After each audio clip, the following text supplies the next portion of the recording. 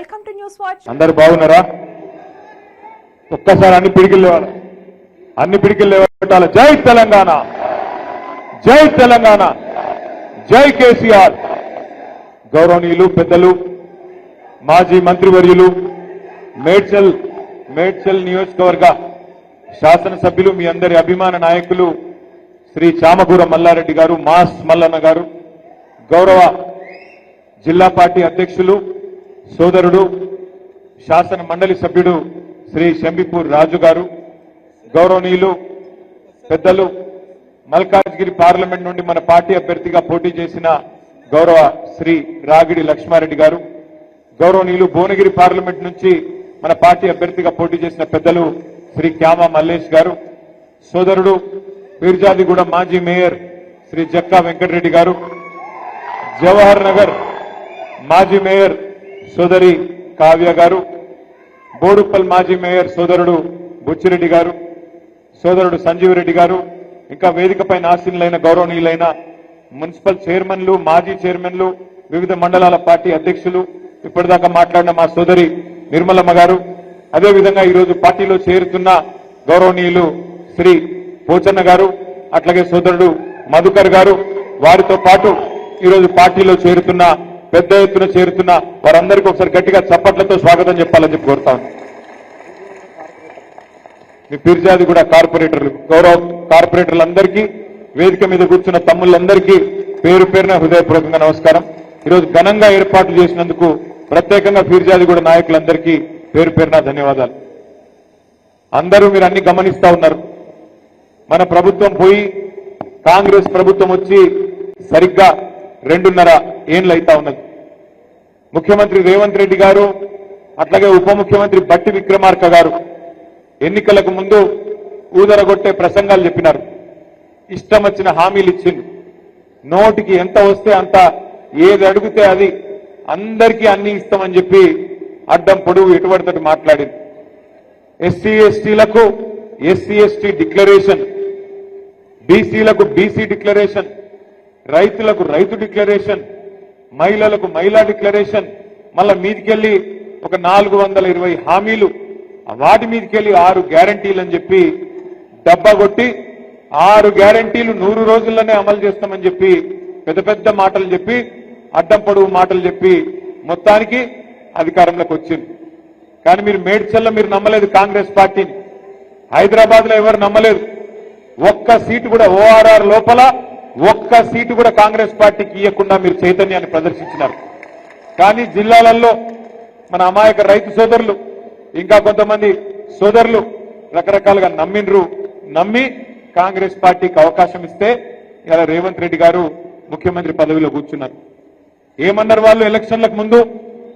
100 రోజుల్లో 6 గ్యారంటీలు అమలు చేస్తాం, 2000 పెన్షన్ 4000 చేస్తాం, 100 రోజుల్లోనే చేస్తాం, అత్తకు 4000 ఇస్తాం, కోడలకు 2.5 ఇస్తాం, మహాలక్ష్మి పథకం పెట్టి నెలకు 2.5 చొప్పున ఈ రాష్ట్రంలో ఉండే 1,68,00,000 మంది ఆడపిల్లలకి డబ్బులు ఇస్తాం. లగ్గం చేసుకుంటే కేసీఆర్ ₹1,00,000 ఇస్తుండు, మేము తులం బంగారం ఇస్తాం.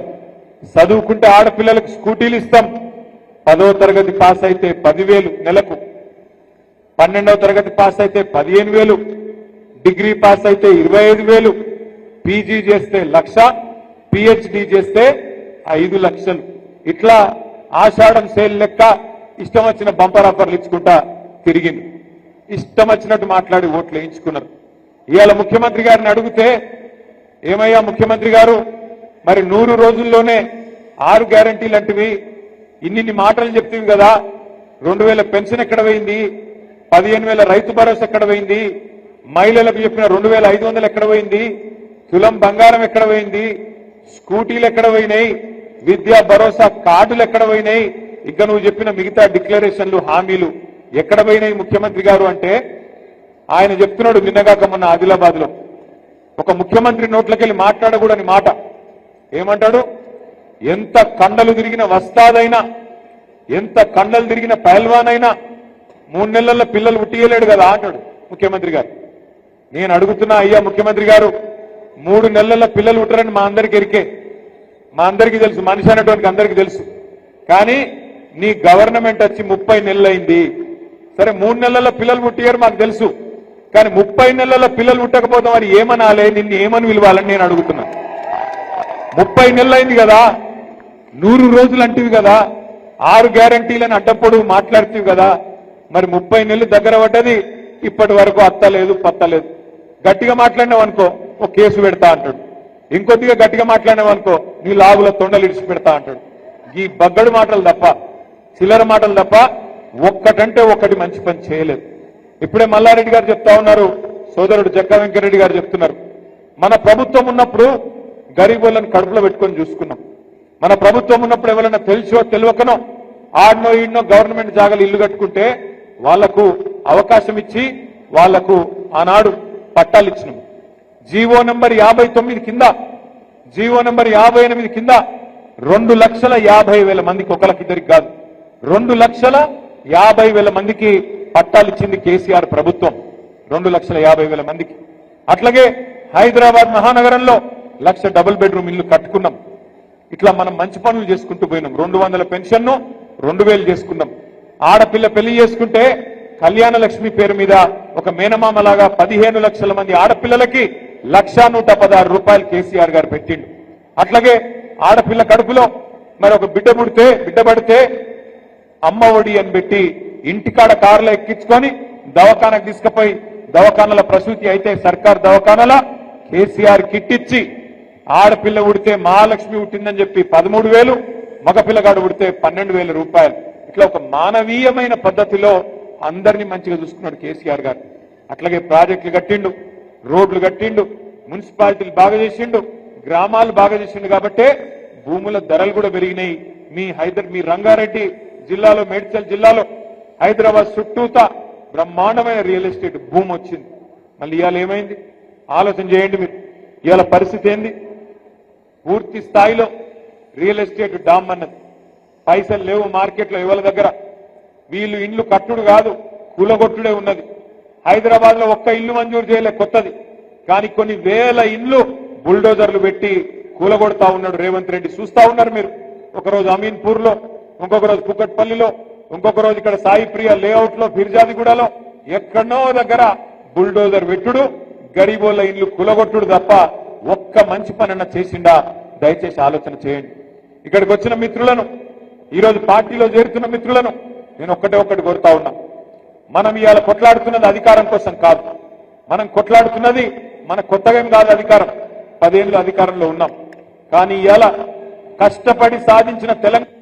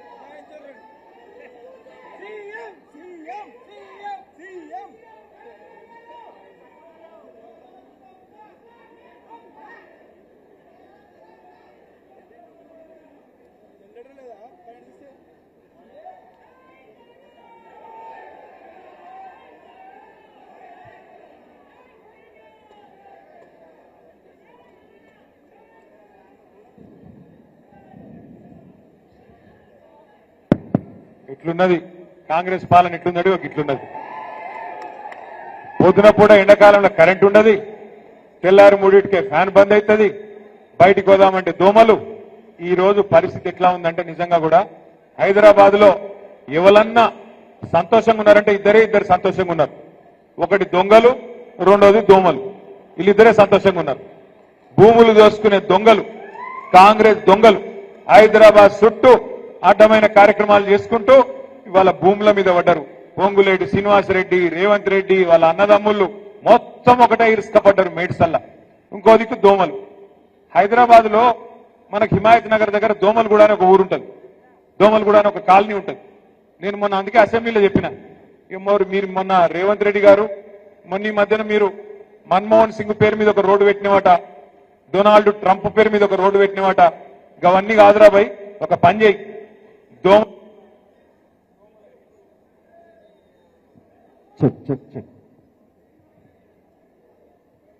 అవన్నీ కాదు, ఒక పని చెయ్యు. దోమల గుడ లెక్కనే దోమల హిల్స్, దోమల బాదు, దోమల గుట్ట, దోమల గుడ ఇట్లనే పేర్లు పెట్టి తప్ప నీ కనీసం దోమల మందు కూడా కొట్టే తెలివి లేనోడివి నువ్వేం చేస్తున్నావు ముఖ్యమంత్రి అని చెప్పి మొన్న శాసనసభలో కూడా అడిగిన. మీరు చూస్తా ఉన్నారు అన్ని విషయాల్లో. ఆయన ఒక్కటే ఆలోచన చేస్తున్నాడు రేవంత్ రెడ్డి గారు, ఎట్లన్నా చేసి మనను బదనాం చేసి కేసీఆర్ అప్పుల పాలు చేసిండని, ఇంకోటి చేసిండని తప్పించుకుందామనే ప్రయత్నం.